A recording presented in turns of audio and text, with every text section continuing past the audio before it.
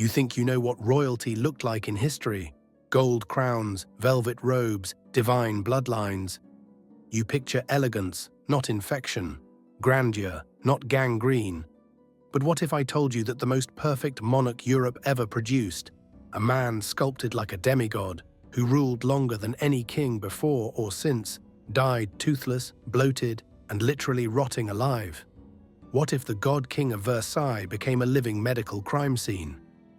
Welcome to the horrifying final decades of Louis XIV, the so-called Sun King, the man who turned France into the cultural epicenter of Europe, and his own body into a leaking, stinking monument to medical malpractice and royal delusion.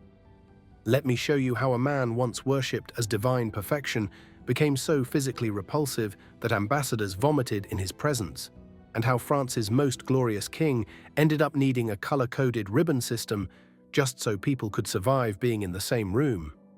Let's rewind. May the 6th, 1661, the golden hour of French monarchy. Versailles, late afternoon. Marble floors glisten under the polished boots of servants. The mirrored walls reflect endless copies of the same figure. A 23-year-old king descending the staircase like a deity carved in sunlight. Louis XIV, in a 33-pound ceremonial robe stitched with gold thread, moves like a ballet dancer, and a warlord had a child. His black hair gleams, his shoulders ripple with muscle, and when he speaks, his voice echoes like thunder in the palace. A man who could speak 5 languages fluently, write poetry that made diplomats weep, and remember the names of over 3,000 courtiers. Because power was personal. The man was a machine of charisma. He hunted wild boar for 8 hours straight, danced until 3 a.m., then seduced half the noblewomen in his orbit before breakfast. He ate like a lion, but looked like a god. He wasn't just admired, he was worshipped. Diplomats fainted when he passed. British envoys openly wrote home about his supernatural glow. Even his sweat was said to smell intoxicating. Every detail of his life was ritualized to reinforce his myth. Courtiers fought, physically, for the honor of handing him his shirt, pouring his washing water, tying his shoes. They'd sell family estates just for the privilege of blowing out his bedside candle. But behind the Venetian mirrors, under the perfumed corridors of Versailles, something was beginning to go horribly wrong. Secret physician notes, buried for centuries and decrypted only in 1987, reveal a terrifying pattern. By age 25, the Sun King required multiple enemas every single day just to have a bowel movement. His digestion had collapsed under the weight of his legendary appetite.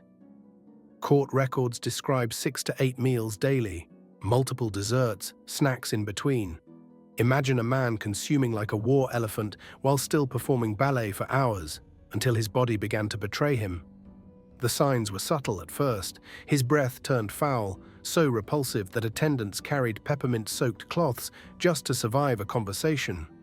His skin grew oily, and acne scars were hidden beneath layers of white powder and rouge. Physicians noted daily digestive spasms and bloating so extreme he sometimes skipped public appearances. But none of this could be allowed to pierce the illusion. Weakness was not an option for a man believed to be appointed by God. And then came the fatal decision. Louis XIV, the most powerful man in Europe, refused to bathe. Ever. He washed only his hands and face each morning. The rest of his body remained untouched by water for decades. Not because of laziness, but because he believed water weakened the body and let demons in. Medieval superstition weaponized by a monarch. And this decision, this simple refusal to let water touch his royal skin, would one day lead directly to the creation of the most grotesque medical condition in European royal history. A condition so horrifying that palace servants were forced to invent new cleaning protocols just to keep up with the leaking rot.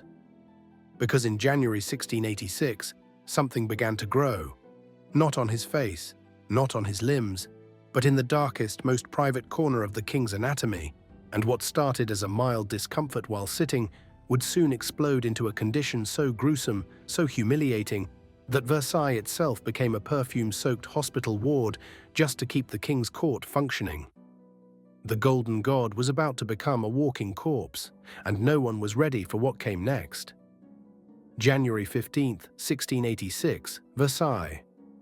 The Sun King was now 47 years old, still ruling, still performing, still pretending. But that morning, something changed. Louis XIV called his personal physician with a complaint he tried to downplay. A mild discomfort when sitting. A strange pressure in the lowest, most private part of his body.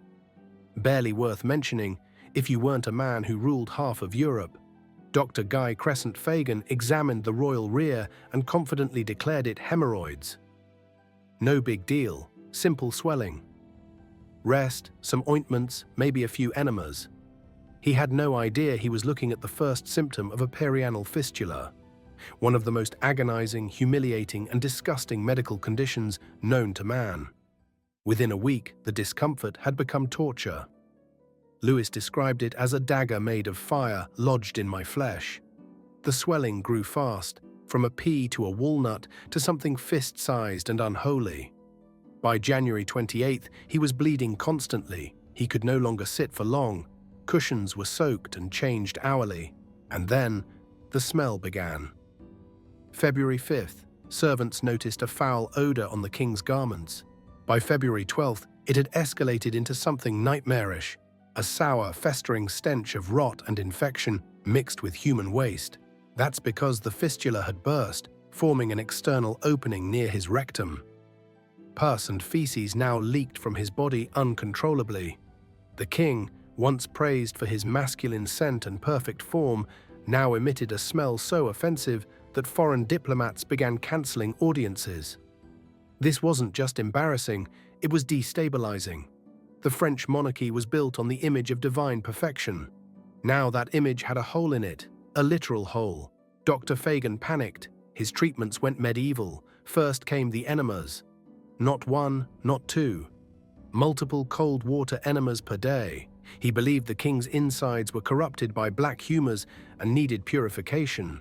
Over the next 6 months, records show the king endured more than 2,000 enemas. Let that number sink in. Next came cauterization, red-hot irons thrust into the infected area in an attempt to burn away the rot. Imagine a glowing steel rod pressed into the softest, most vulnerable flesh on a man's body, while he's held down by courtiers and screaming so loudly the chandeliers shook. Still, the infection spread. Bloodletting came next, half a liter of blood drained every single day in a desperate attempt to balance his humors. Louis grew pale, faint, dizzy, but the pus still poured. The remedies got darker. Louis was fed concoctions straight out of a witch's recipe book. Bull sperm in wine, crushed pearls in blood, frog fat dissolved in brandy. Nothing worked. The wound grew deeper, wider, wetter. The king became visibly unwell. His steps slowed, his skin sagged. But still, no one dared call this what it was. A royal collapse.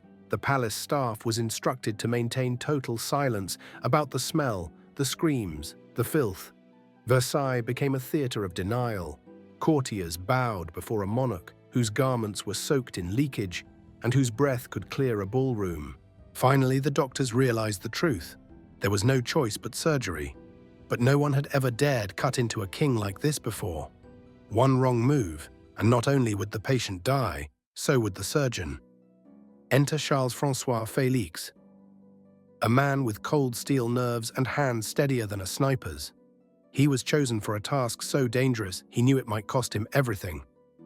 His mission: cut open the Sun King's infected flesh and try to remove the decaying tissue, with no anesthesia and no surgical precedent. His preparation, the darkest part of this story yet. Félix gathered 75 condemned men from French prisons and performed test surgeries on them for months. He operated 3 to 4 times per week, cutting into their anal cavities to perfect his approach. These weren't simulations. These were real surgeries. Real men. Real screams. By the time Félix stepped into Louis's chamber, he was a master of anal fistula surgery and a man covered in other people's blood. November 18th, 1686, 6 a.m., the palace was silent, but not with peace, with dread. Behind closed curtains and locked doors, a small team gathered around Louis XIV, the most powerful monarch in Europe, now a bloated, fevered man lying on blood-stained silk sheets, preparing to undergo a surgery so brutal it made battlefield amputations look merciful. The condition was now impossible to conceal. The fistula had grown grotesque, a festering, leaking abscess near the rectum, constantly draining feces and pus, surrounded by necrotic flesh. The king could no longer sit. His garments reeked. His sheets had to be changed hourly. The stench had become legendary. Visitors fainted. Perfumed masks were now a requirement just to stand in his presence. Charles-François Félix, royal surgeon, stood ready with a custom-built curved scalpel called Le Royal, a blade designed not just to cut, but to carve into the most private corner of the king's anatomy. There would be no anesthesia, no painkillers, just 4 strong men to hold the king down and a wooden block for him to bite. What followed was 3 hours of conscious medieval torture. Felix began slicing along the fistula's length. As the blade entered the infected tissue, a stream of green-blue pus erupted, splashing across the surgeon's sleeves and onto the silk bedding. The stench, beyond anything ever recorded. 2 assistants vomited and fled. A third collapsed from the heat and the odor. Louis screamed until his voice broke. At 9:15 a.m., as the blade reached his tailbone, he bit through the wooden block and shouted, "Mon Dieu!" His cry echoing through the stone halls of Versailles like a cannon blast. The windows shook, courtiers downstairs froze in place. It was the sound of a king being unmade. Secret surgical notes, hidden for 300 years and rediscovered only in 2007, described chunks of black tissue peeling away from the body, exposing raw bone that had begun to decay from the inside out. The smell was compared to rotting carcasses left in a swamp. Felix removed over 200 milliliters of infected matter, but the flesh was too damaged to heal. The incision gaped like a second mouth, unable to close. More surgery would be needed. This wasn't a cure. It was the beginning of hell on repeat. December 6th, 8th, 10th. 3 more operations, each more brutal than the last. By the final one, 6 men were required to hold Louis XIV down as Felix dug deeper into the necrotic cavity. The king remained awake, fully conscious, trembling with rage and agony, his screams now hoarse moans like wind through a ruined cathedral. Total surgical time, 15 hours across 3 weeks. Total blood loss, unrecorded, but witnesses said the sheets looked as if a pig had been butchered in the bed. And then, the wound would not close. It drained constantly, a royal leak, never ending, always soaking. The Sun King, once the most radiant man in Europe, now required linen diapers, daily packing with herbal compresses, and court staff trained in medical disposal. But the infection had created something far worse. A permanent fistula, an opening between rectum and skin that could not be sealed. This meant that feces, pus, and intestinal gas leaked from his body at random, uncontrollable moments. In meetings, at meals, during performances. Louis XIV smelled like death. The man once worshipped for his scent now triggered vomiting in servants. Diplomats from Venice, Spain, and England requested shorter meetings. The Austrian ambassador described the king's presence as unendurable to the senses.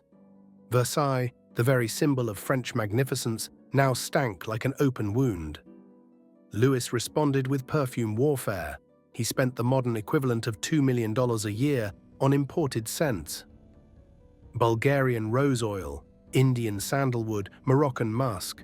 The palace burned incense day and night. 100 bowls of fresh flowers were replaced every 2 hours. Even the food was infused with lavender to cover the stench of the king's breath. It wasn't enough, because the problem wasn't the smell, it was the decay underneath. By the year 1700, the king's weight ballooned past 260 lbs. By 1710, it hit 310. His legs could barely support him. His throne had to be rebuilt 3 times to accommodate his size. The man who once danced ballet for 6 hours without sweating now needed 6 men just to lift him into bed. But even this wasn't the worst transformation. That came in 1693, when a doctor decided to remove all of Louis's teeth in one session. And what happened next will haunt you. If you thought bloodletting, pus fountains, and raw bone were the most grotesque part of this story, you were wrong.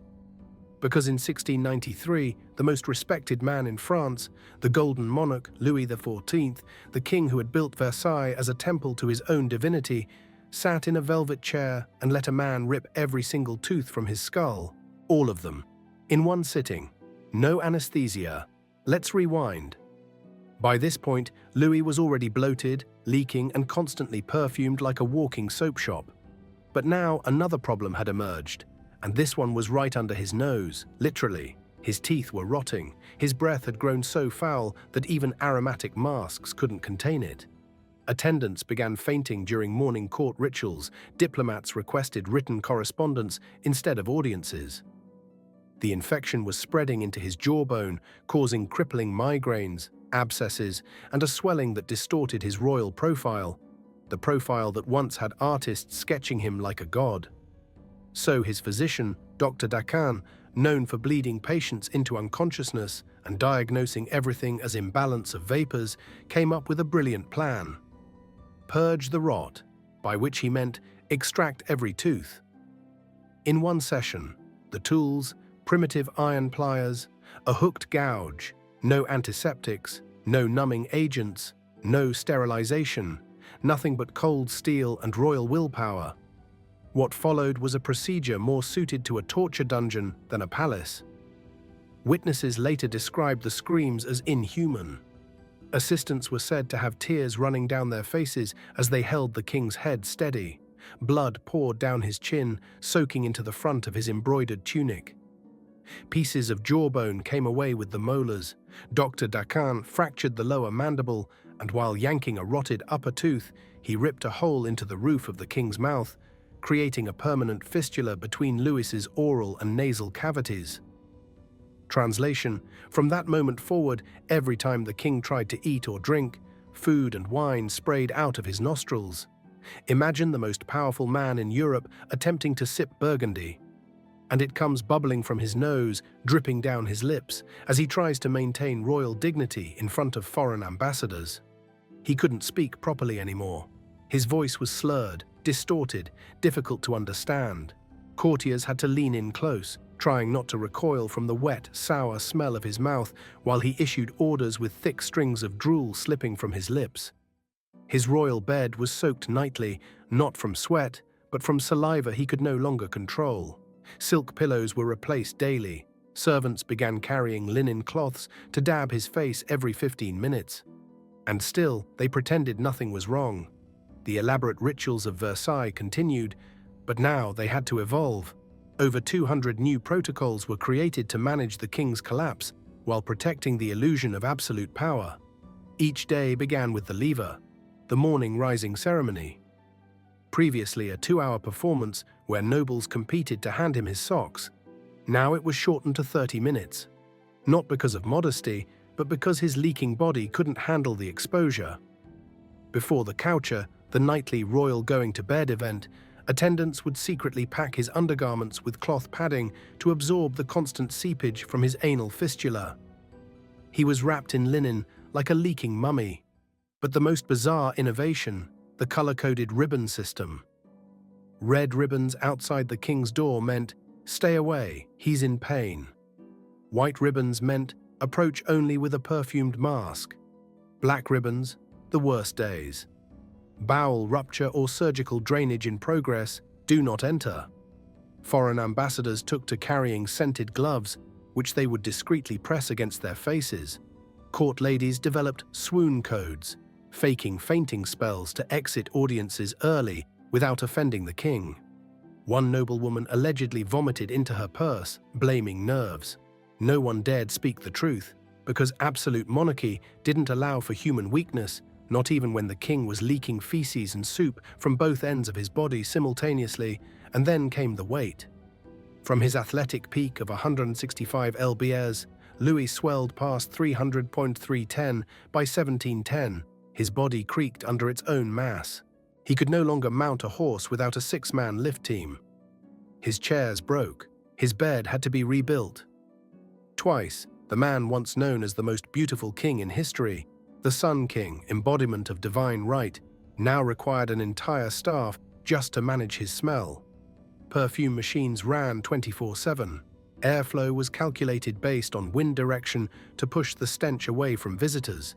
Versailles had become a chemical battlefield against decomposition. And still, the king ruled. Still issued decrees, still led France into wars. But behind the velvet and ceremony stood a man whose body had become a rotting palace of flesh, a living corpse in golden robes. And in 1715, that corpse would finally come undone. August 11th, 1715, the screams began just after 4:30 a.m. 3 floors above the marble salons of Versailles, servants awoke in terror. It was him. Louis XIV, the most powerful man in Europe, howling in pain from his silk-canopied bed like a wounded animal. Something had changed. His left leg felt like it was on fire from the inside. Dr. Fagan, the same court physician who'd overseen 2,000 enemas and a dental apocalypse, shuffled in with his usual diagnosis. Sciatica. The king had been sitting too much, he said. Nothing serious. He was wrong, catastrophically wrong. Because what Fagan missed in that moment was the beginning of something far worse than an abscess or tooth rot, something that would soon devour the king alive. This was dry senile gangrene, a terminal condition where the body begins to rot before death, from the inside out. It started innocently enough. August 15th, a blackish spot appeared on the king's big toe. By August 18th, it had spread across the foot. By August 22nd, the palace smelled different. Not the familiar mix of perfume, wine, and old flesh, but something darker. Witnesses described it as the scent of graveyards. Rotting flesh, while alive. Fagan, blind to the obvious, still insisted it was a harmless infection, but behind the scenes, panic was spreading. August 25th. The discoloration climbed to the ankle. Skin turned black, hard and cold. The tissue was dead, but still attached. Louis now screamed every time the wind shifted the sheets across his foot. Then it happened. August 28th. While changing the king's stockings, a servant removed the fabric, and the entire big toe came with it. It had fallen off, clean and bloodless, revealing bare white bones surrounded by blackened muscle. The court froze. A courier fainted. A lady in waiting began praying aloud. The royal surgeon vomited in the corner. But the king, in unbearable agony, said nothing. He simply stared at what had once been his foot. August 30th. The rot reached the shin. The leg was now cold, black, stiff and oozing. Linens had to be changed every 2 hours. The smell, inescapable, it filled entire wings of Versailles. Visitors covered their faces. Courtiers requested reassignment. Some pretended to faint just to avoid entering the room. Diplomats began cancelling meetings altogether. The Austrian ambassador wrote, "It is as if death has taken up residence in the king's body and refuses to leave." But the most shocking part, Louis kept working. This is what makes the final decline of the Sun King so morbidly fascinating. Even as his body decomposed while still alive, he continued to rule. He signed decrees with a trembling, rotting hand, held audiences while wrapped in linens soaked with blood and black fluid. His voice, already slurred from the lost teeth, now grew hoarse as the gangrene began creeping toward his throat. One Venetian envoy described the king as a monument to death wearing a crown. Another reported that his breath alone could clear a chamber, and yet foreign leaders still sent dignitaries to watch the end. Because that's what this became. Not just a death, but a spectacle. Doctors from all over Europe came to observe, not to help, just to witness the slow-motion collapse of divine monarchy. Like vultures circling Versailles, they watched a god die piece by piece. The smell could now be detected from the gardens. Perfume machines ran 24/7 7,500 bowls of flowers, replaced hourly. But it didn't matter. The rotting was faster than the cover-up. Chunks of blackened flesh peeled off during bandage changes. The exposed leg looked like it belonged in a battlefield grave, not under royal silk. Every limb trembled. The king cried out in his sleep, sometimes naming long-dead mistresses or begging for his mother. And yet, even in this pitiful state, no one dared speak the truth. The mask of monarchy had to be preserved, protocols continued, letters were censored, official statements used phrases like minor discomfort or seasonal fatigue. But inside the palace, the Sun King, the man who once ruled with godlike authority, was now rotting from the foot upward, conscious through every moment, trapped in a body that had become his punishment.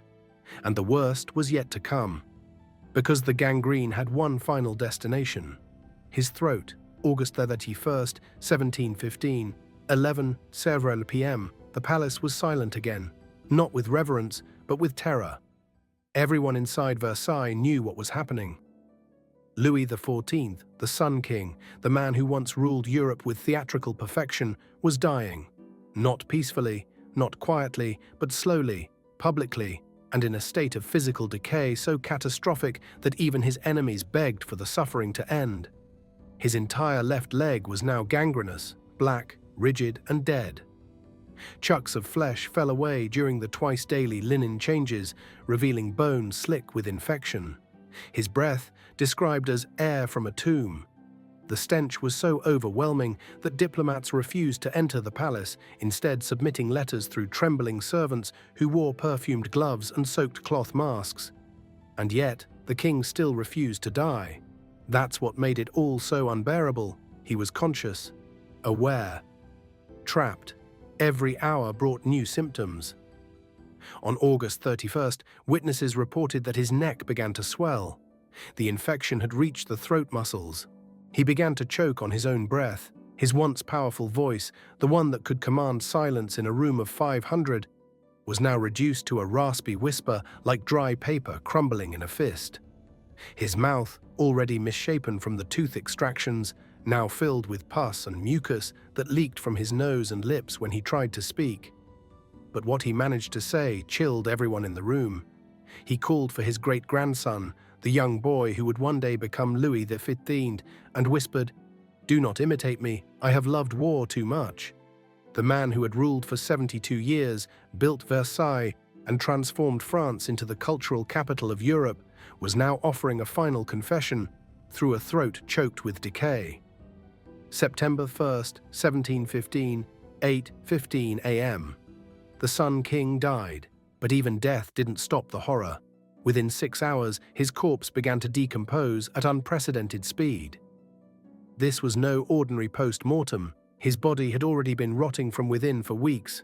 Now, with no blood circulation and no heartbeat, the internal bacteria exploded. His abdomen swelled grotesquely, his skin blistered, and a sickening liquid seeped from every orifice. Dr. Maréchal, royal physician, rushed to perform the autopsy, not out of curiosity, but because the body was falling apart too fast to wait. What he found inside would remain hidden for almost 200 years, buried in sealed medical archives until 1891. Here's what that secret report revealed. The entire left side of the body, from foot to face, was gangrenous. The skin was peeling in large sheets. Throat muscles were black, necrotic. The intestines were twice normal length and contained a giant intestinal tapeworm, still alive. The liver was the color of coal. 5. The heart had shriveled to half its normal size. One assistant fainted, another began to sob. A third, after vomiting twice, ran from the room and refused to ever work in medicine again. This was not a peaceful passing, it was corpse collapse in real time, and it only got worse. The embalming team couldn't preserve the body. Every known technique failed. The tissue was too soft, too infected, too far gone. They worked in thick masks, soaked in perfume, but even those couldn't stop the gagging fits. One assistant described the task as trying to preserve a cadaver made of sewage. By nightfall, the corpse was leaking fluids through the coffin. Yes, through the coffin. The decision was made to seal the casket with extra lead. Not for protection, for containment, but during the public viewing, with nobles gathered to mourn, strange popping sounds began to echo from inside the coffin. Gas built up from decomposition was expanding the bloated corpse, causing tissues to rupture internally. Attendants sprayed the room with perfume every 2 minutes. One duchess vomited behind a curtain. And still, the state called it peaceful. Official announcements described the death as calm, dignified, and swift. But inside the palace, everyone knew the truth. The most powerful monarch of the early modern world had died as a leaking, fetid, deformed shell of a man. More corpse than king, more warning than legacy. And the worst part, they tried to erase it. September 2nd, 1715, Versailles. The king was dead. The body, a leaking, blackened ruin, lay sealed inside a lead coffin, hidden behind thick curtains and flower-stuffed tapestries. But the real work was just beginning, because now came the most ambitious operation of all. Not war, not architecture, not a political alliance, but a cover-up. An erasure of what Louis XIV had become, a myth-making machine activated before the body was cold. Let's begin with the corpse. After the explosive decomposition and the failed embalming, it became clear. The body could not survive transport. The trip from Versailles to Saint-Denis, the traditional burial site of French royalty, would take over 24 hours. That was unthinkable. There was fear that the coffin might burst, literally, from gas buildup and leakage. So they pumped the casket with pitch and tar and sealed it inside 2 more containers, each lined with resin and wax. It was soldered shut with molten lead, while guards stood outside in full mourning regalia, pretending this was just normal protocol. Even during the public procession, officials had flowers nailed around the coffin to hide the smell, not scattered on top, but physically affixed with iron tacks, a moving air freshener in disguise. Inside Versailles, the cleanup was even more desperate. All medical instruments used on the king were destroyed, burned in a courtyard fire 3 days after his death. The surgical records vanished. Original logs of the fistula surgeries, enemas, and gangrene progression were locked in sealed cabinets, then quietly moved to a church archive in Lyon, where they wouldn't be found until the late 20th century. Felix, the royal surgeon, was forbidden from ever discussing the details of the operations. In exchange, he was given a noble title, land, and an enormous pension, all contingent on his silence. Personal diaries of court staff were confiscated. Some were never returned. One page from a servant's journal survived. It reads, "The king rotted as we watched, but none dared speak it aloud. Now they demand we forget it happened." The king's bedroom was stripped, the linens burned, the mattress incinerated, the floor scrubbed with lime and wine vinegar to erase the smell. Walls were repainted, mirrors replaced. By the time the new king, Louis XV, age 5, entered the room weeks later, it had been remade into a symbol of optimism, as if nothing had ever happened there but glory. Then came the historical rewriting. Painters commissioned new portraits of the Sun King in glowing health, even ones labeled final year. Artists were ordered to depict smooth skin, clear eyes, perfect posture, no cane, no swelling, no discoloration, just a god-king staring calmly into eternity. Memoirs were edited, speeches re-recorded, clergymen declared his death serene and holy. Even foreign ambassadors were asked to refrain from gossip, with bribes, gifts, and thinly veiled threats. A monarch who died rotting alive, leaking pus and feces, choking on throat rot, and tapping his missing toe on silk sheets, was transformed into a symbol of glory, restraint, and dignity. And it worked. For centuries, the legend held. History books taught us that Louis XIV died peacefully, after a long and glorious reign. A man who built Versailles, reigned over the Age of Enlightenment, danced in ballets, and unified France. But they didn't tell us about the diapers soaked with feces. They didn't tell us about the surgical fistula blade, Le Royale, or the 2,000 enemas, or the screams during the extractions, or the toe that fell off in a stocking. They didn't tell us that Europe's most powerful man spent his final decade as a leaking, infected, toothless body, surrounded by incense and silence, pretending he was still divine. And now you know, not just how he ruled, but how he rotted.